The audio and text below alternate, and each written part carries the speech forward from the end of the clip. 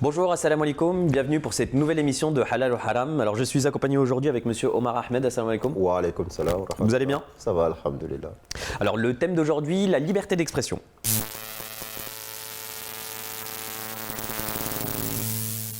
Alors, première question, alors chez les musulmans, comment peut-on parler de liberté alors que les musulmans sont soumis à des commandements divins? D'accord.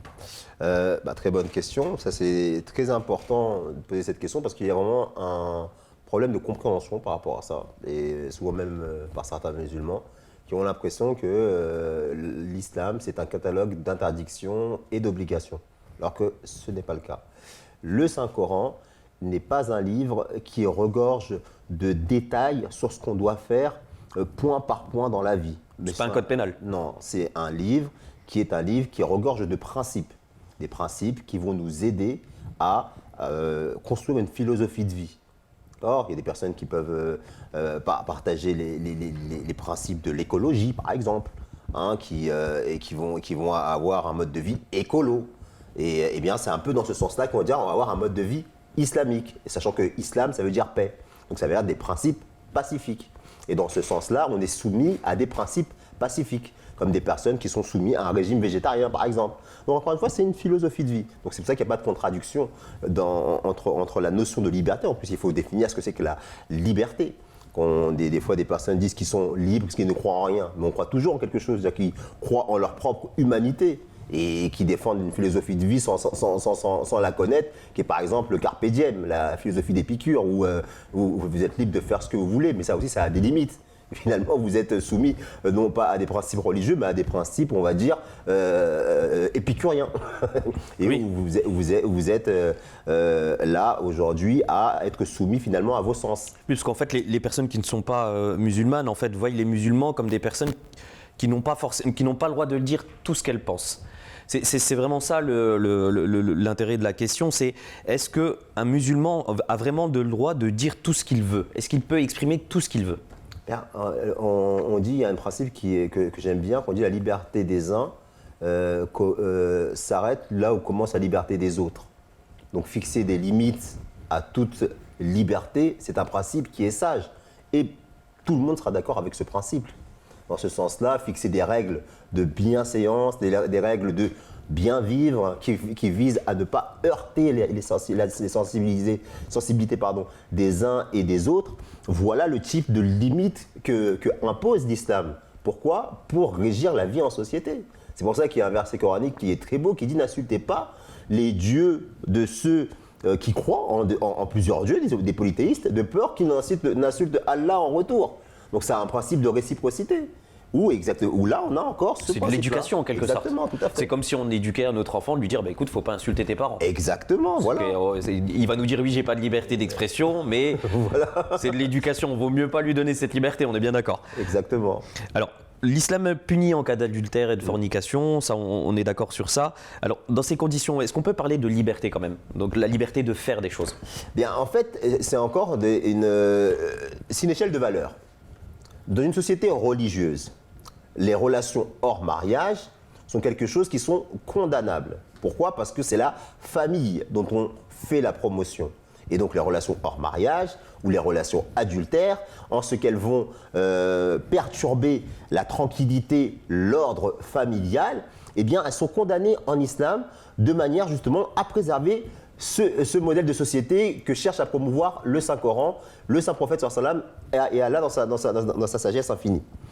Maintenant, il s'agit de règles qui peuvent être appliquées au niveau étatique dans une société qui aura accepté de cœur la religion. C'est pour ça que jusqu'à il n'y a pas très longtemps, le délit d'adultère était considéré comme un délit en France.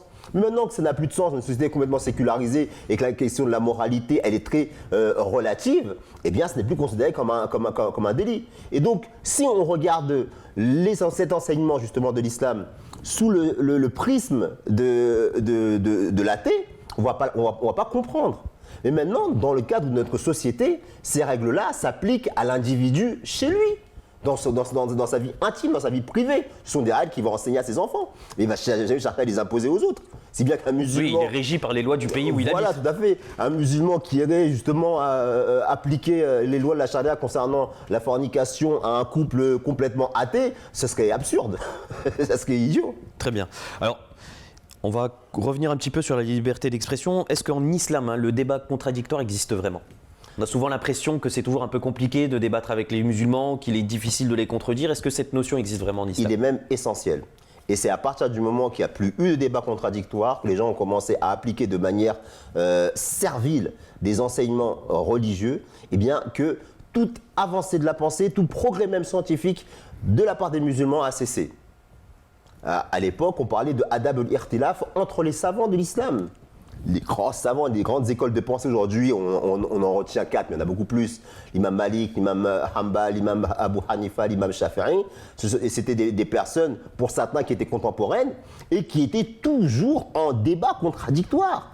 Et c'est ce qui leur permettait justement de faire avancer la recherche dans la théologie, tout du moins. Un musulman ne doit pas appliquer la religion bêtement sans se poser de questions. Non, il ne doit pas faire ça. Et c'est à partir du moment où ça s'est fait de manière officieuse, eh bien, qu'il n'y a pas eu d'avancée. Certains même vont jusqu'à dire qu'un savant d'aujourd'hui, c'est quelqu'un qui connaît le commentaire du commentaire de ce qu'un savant a écrit au Moyen-Âge.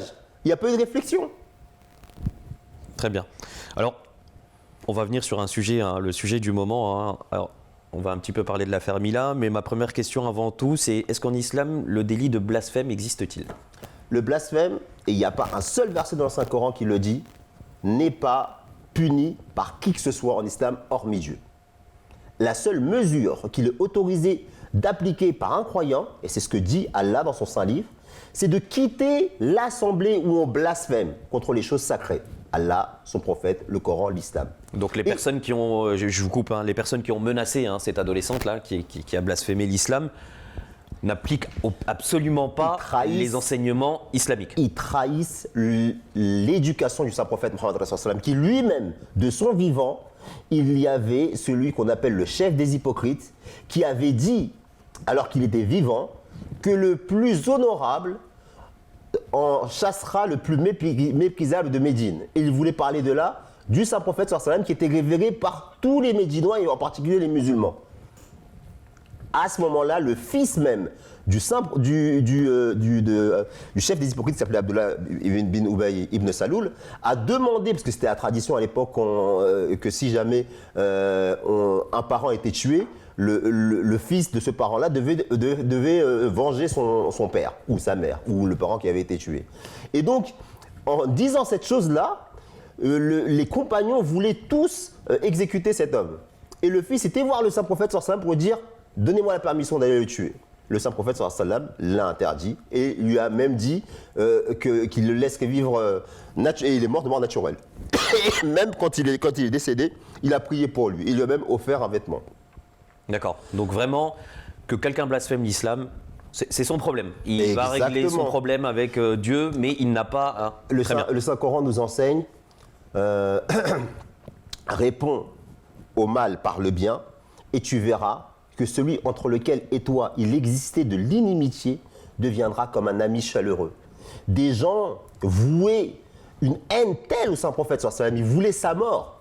Ils faisaient des poèmes, les poèmes de l'époque, c'était les médias d'aujourd'hui, où il y avait des insultes qui fusaient, où vraiment on insultait lui, sa femme, ses enfants, ses compagnons. Mais le Saint-Prophète Mohammed, comment il réagissait? Il pardonnait. Et il donnait de l'amour en retour. Si bien que le miracle du Saint-Prophète, c'est que ses ennemis acharnés, mortels, ont fini par se convertir par son exemple.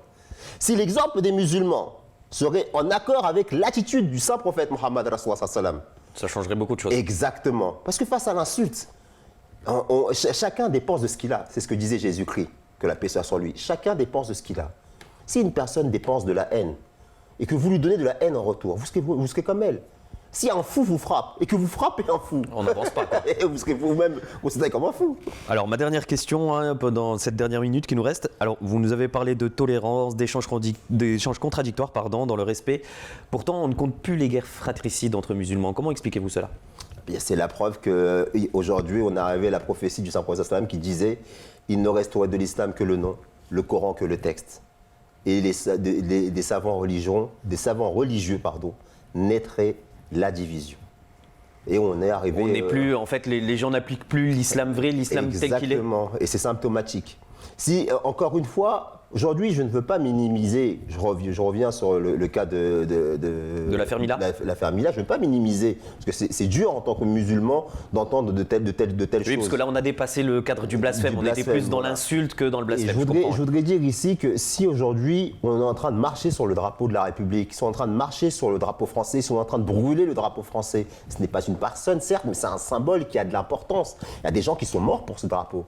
Et personne n'acceptera qu'on insulte ce drapeau. C'est toute une communauté, toute une population qu'on est en train de... C'est comme si... Oui. Et on doit protéger les sentiments de personnes qui portent de la révérence pour ce drapeau. On doit protéger aussi les sentiments des personnes qui portent de la révérence pour le drapeau de l'islam. Surtout que le premier à avoir été persécuté, le premier à avoir été empêché d'exprimer sa propre foi, c'était le saint prophète de l'islam. Alors que ce soit les musulmans qui condamnent à mort cette jeune fille, ou que ce soit les politiques qui soutiennent l'insulte qu'a fait cette jeune fille, on n'est pas dans la sagesse. On n'est plus dans le respect. On n'est plus dans liberté, égalité et plus du tout dans la fraternité.